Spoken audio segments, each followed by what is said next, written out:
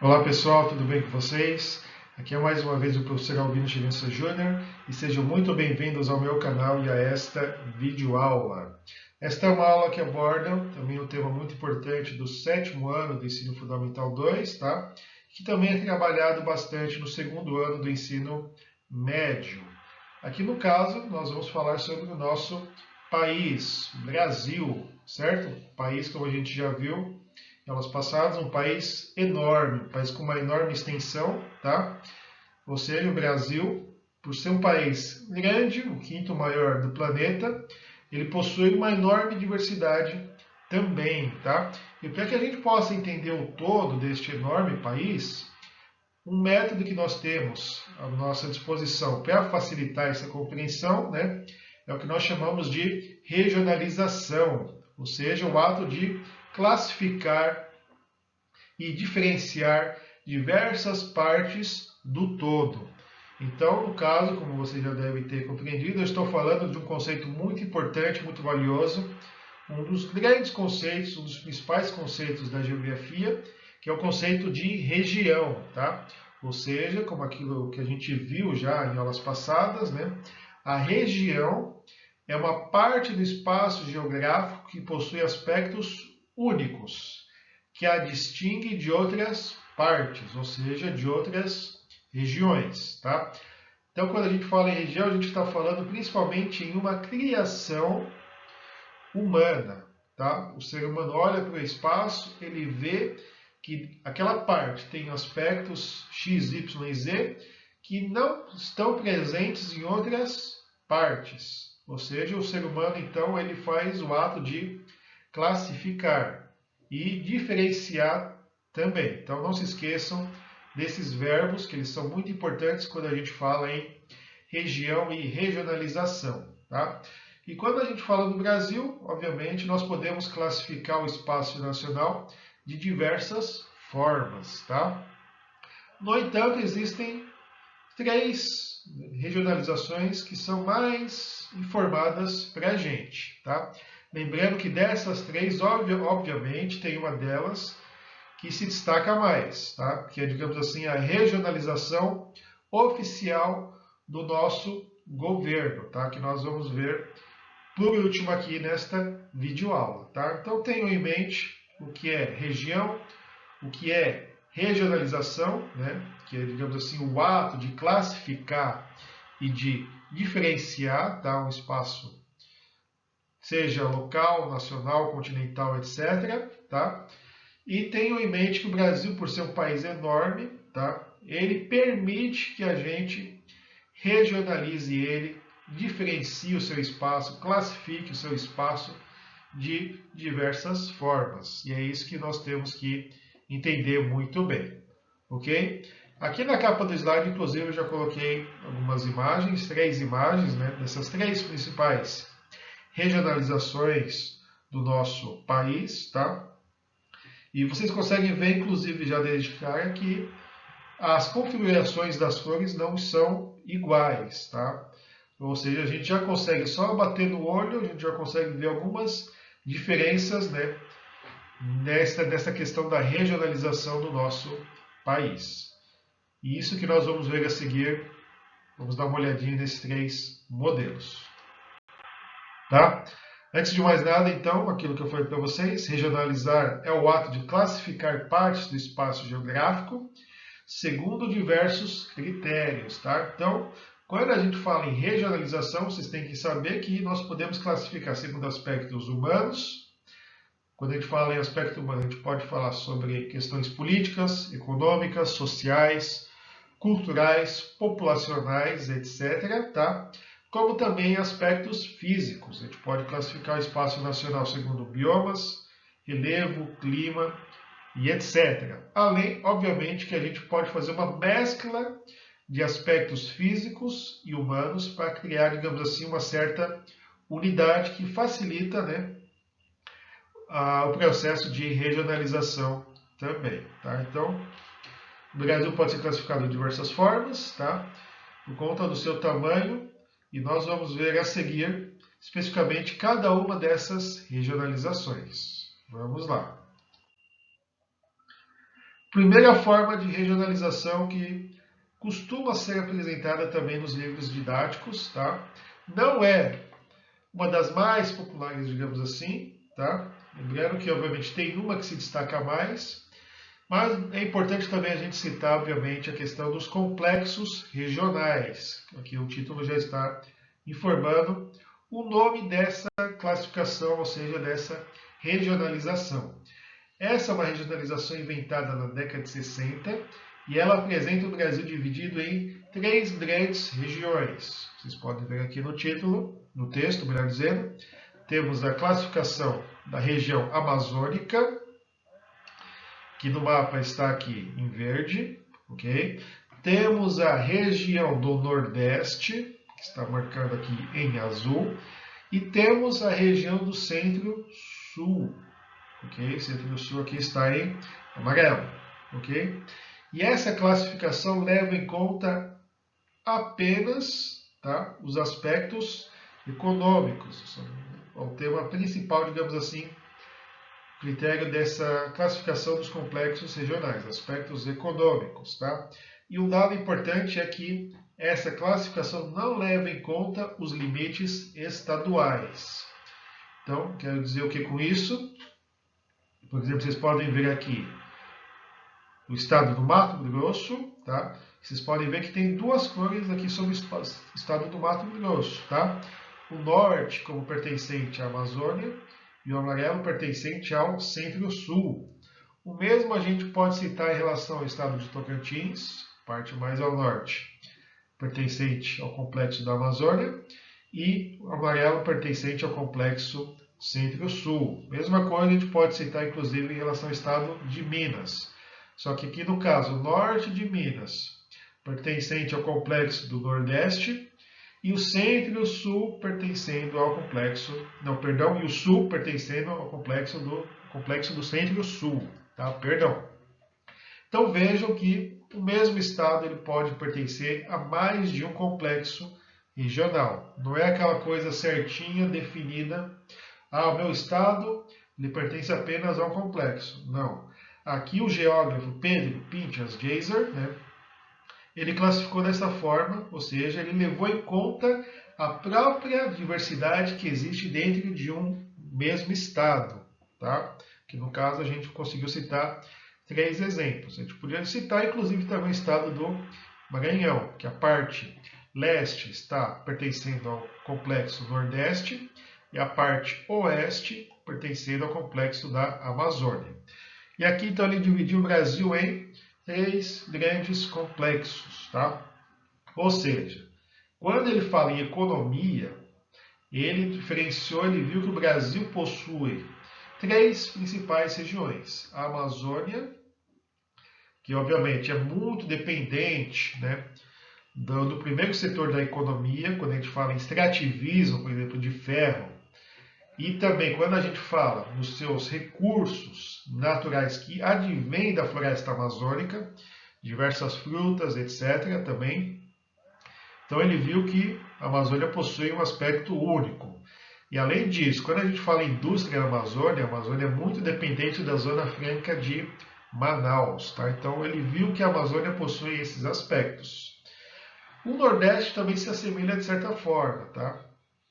Quando a gente fala em economia do Nordeste, o Nordeste em relação ao Centro-Sul, ele também não possui uma indústria tão avançada e tão diversificada assim. O Nordeste, no caso, também é muito dependente do seu primeiro setor. Tá? Lembra? Nordeste é questão da cana-de-açúcar, do cacau. Tá?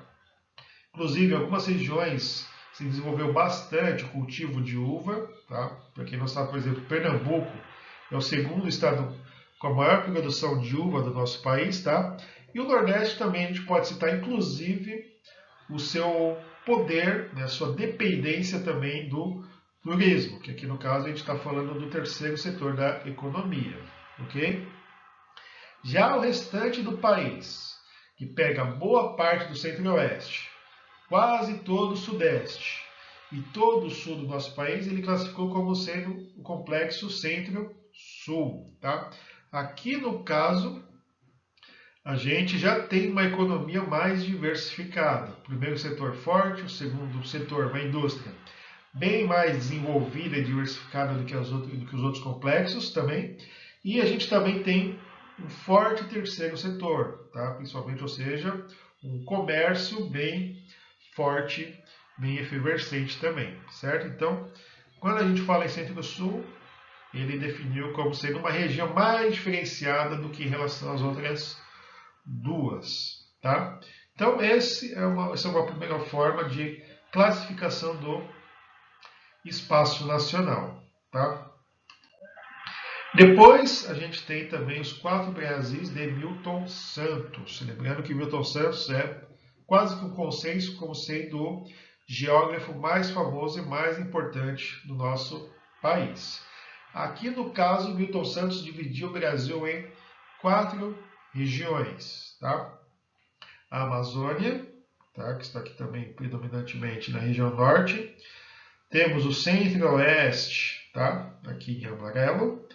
Temos a região concentrada em vermelho e temos o Nordeste em laranja, tá? Aqui no caso, a única diferença não reside apenas, a diferença, melhor dizendo, não reside apenas na quantidade de regiões, que são 4.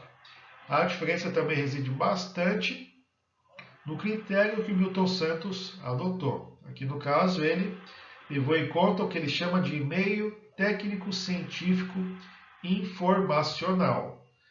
Então, quando a gente fala em meio técnico, a gente pode citar a questão da tecnologia que perpassa também os aspectos científicos e informacionais. Então, a gente está falando questões econômicas também, questões de comunicação, de meios de transporte, certo?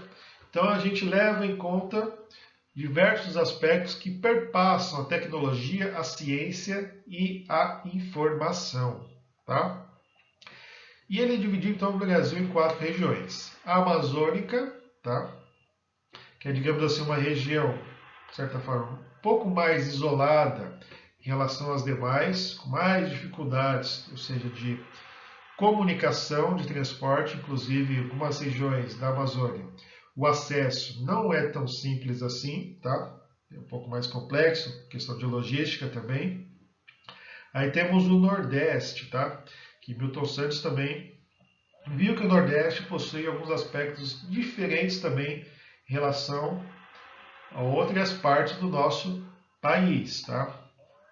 Isso também a gente pode citar, inclusive, a influência, né, a dificuldade de comunicação, de transporte também, de tecnologia e ciência, principalmente na região do sertão nordestino, que impacta também, digamos assim, esses aspectos, tá? Aí temos o Centro-Oeste, tá? O Centro-Oeste do Brasil, que é uma região muito marcada, obviamente, pela capital Brasília, tá? E que possui também aspectos que distinguem ela de outras regiões do nosso país, tá?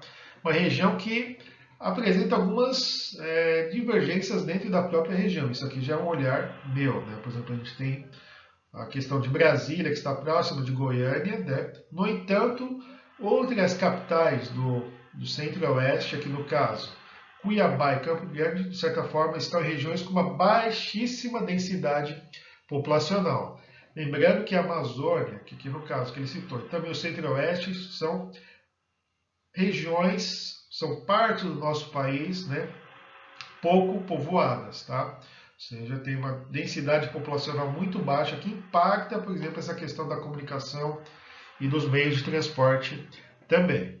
E por fim, ele citou em vermelho, né, a região concentrada, tá? Que abarca, segundo a divisão do IBGE que nós vamos ver depois, duas regiões, macro-regiões do nosso país, no caso o Sudeste e também o Sul. Aqui no caso a gente já tem uma porção do nosso espaço nacional que possui uma elevada densidade populacional, tá? Consequentemente, nós temos assim uma malha rodoviária, tá, mais abrangente, nós temos também uma maior quantidade de aeroportos, Temos, inclusive, o principal porto do nosso país, que é o Porto de Santos, tá? E também uma região que, juntamente com o Nordeste, recebe também muitos turistas, tá? E, obviamente, aquilo que eu falei para vocês no slide passado, essa região aqui também apresenta uma maior diversidade econômica, tá? Então, quando a gente fala em comércio, em finanças, né, indústria, em agricultura, em pecuária também, nós podemos destacar essa região aqui. Até por isso, Milton Santos colocou o nome dela de região concentrada, porque ela concentra esses diversos aspectos, seja populacionais, seja econômicos também, tá? E algo importante que vocês têm que saber também é que essa divisão do Milton Santos respeita os limites territoriais dos estados, ou seja, cada estado pertence a apenas uma região, a um dos 4 Brasis que o Milton Santos definiu, tá? Muito bem. E eu também destaco uma coisa importante, né? Como vocês vão ver a seguir, a próxima classificação é a classificação oficial do IBGE. E a classificação do IBGE ele coloca, por exemplo, né, que o estado de Tocantins pertence à região norte. Tá? O estado de Tocantins, digamos assim, tem mais semelhanças com o verde aqui neste mapa. Só que aqui no caso, o Milton Santos colocou Tocantins como pertencendo ao Brasil do centro-oeste. Tá? Okay? Então veja que o Milton Santos, inclusive, ele não seguiu, digamos assim, as diretrizes, né, dessa classificação do IBGE, certo? Então, falando em IBGE, vamos a ela. Muito bem, aqui a última classificação, a mais famosa, a mais conhecida, né, a mais pedida, né, inclusive que os estudantes conheçam, né, que é a classificação do IBGE, que ele chama de macro-regiões. Tá? Então, lembrando que macro tem a ver com algo grande. E essa é a regionalização oficial do nosso governo, ok? Muito bem. E além disso, além de ser a classificação oficial, o que distingue essa classificação? Quais foram os critérios que o IBGE, lembrando que o IBGE é o Instituto Brasileiro de Geografia e Estatística, tá? O órgão oficial do governo nacional. Esse órgão, ele criou essa classificação a partir da junção de aspectos naturais e humanos. Tá? Lembrando que as outras 2 classificações, que a gente já viu, levavam em conta apenas aspectos humanos. Tá?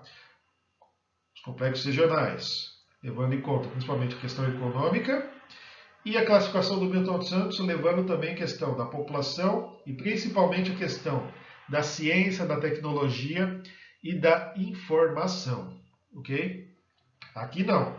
Aqui nessa classificação do IBGE, a mais famosa, a mais pedida, nós levamos em conta tanto os aspectos naturais, quando a gente fala em aspectos naturais, falando novamente para vocês, a gente está falando em relevo, vegetação, clima, conjunto de águas, etc. Tá? E aspectos humanos, que aqui no caso eu destaco principalmente aspectos políticos e econômicos também. Tá? Lembrando que a gente pode citar também aspectos sociais, culturais e populacionais.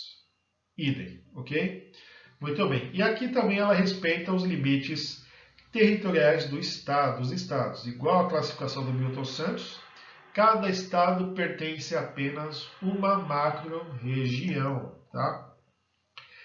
E o órgão competente, o IBGE, ele definiu o Brasil em 5 macro-regiões. Tá?